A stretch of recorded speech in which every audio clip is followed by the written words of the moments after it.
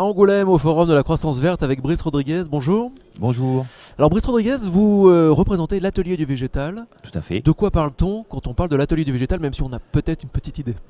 Normalement, on parle de toiture végétalisée. Voilà, c'est notre principale activité. Et on a peut-être une petite différence, ou sinon une grosse, avec les autres concurrents, les autres partenaires. C'est qu'on fait de la toiture végétalisée, nous, écologique.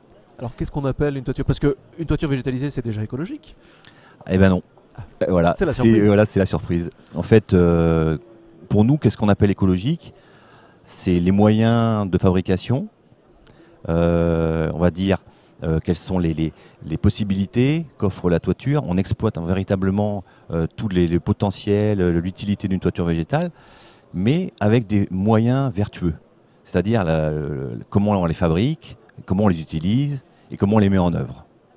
Donc nous, on a créé ce qu'on appelle un complexe de toiture végétale qui est 100% recyclé et surtout issu de l'économie circulaire. Alors, c'est quoi que vous mettez à l'intérieur du coup pour que ce soit comme ça dans l'économie circulaire? Par exemple, nous, on est sur le littoral, donc on utilise de la coquille de moule concassée. Oui, d'accord. Voilà, qui représente à peu près 40-50% du substrat. Le substrat, c'est la couche de culture sur laquelle on fait pousser les végétaux sur les toitures.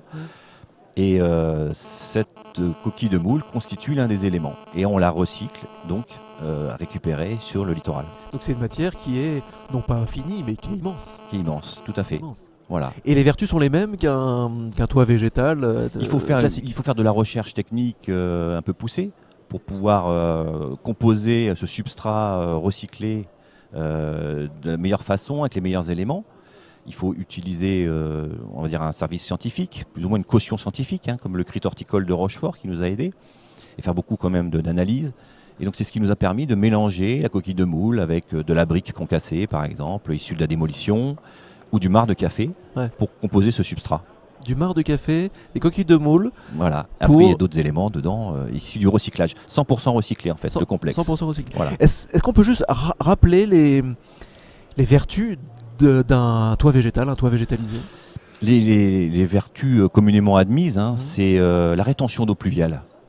De nos jours, on a quand même un gros problème d'abat d'eau très, très important sur des courtes périodes. Donc la gestion des flux pluviaux comme ça, est importante. La toiture végétale retient beaucoup l'eau. Ensuite, il y a la production d'oxygène et le stockage de carbone, ce que font tous les espaces verts, on va dire. Et il y a aussi, pour moi, un élément important, c'est l'amélioration de la qualité de l'air. Vous voyez, parce que là, franchement, ça va devenir un problème dans les années à venir.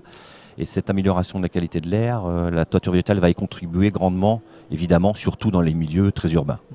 Est-ce que vous sentez, ça sera ma dernière question, est-ce que vous sentez qu'il y a un accompagnement, qu'il y a une filière qui est mise en place pour se lancer sereinement sur le déploiement vraiment de plus en plus de toits végétaux? Ah oui, oui, la France est un pays en pleine croissance par rapport à la toiture végétale. C'est une pratique vraiment très, très courante.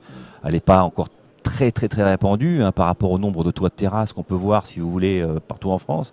Il n'y en a pas un énorme pourcentage de végétalisés, mais on est à plus d'1 million, 2 millions de mètres carrés quand même de réalisés.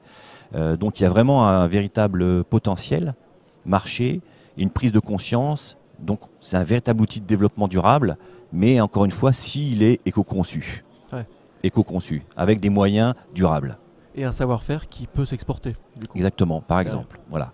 Et oui, c'est parce que le but, c'est que un petit peu, que chaque région puisse avoir le même savoir-faire. Parce que plus on évite les transports, mieux c'est, encore une fois.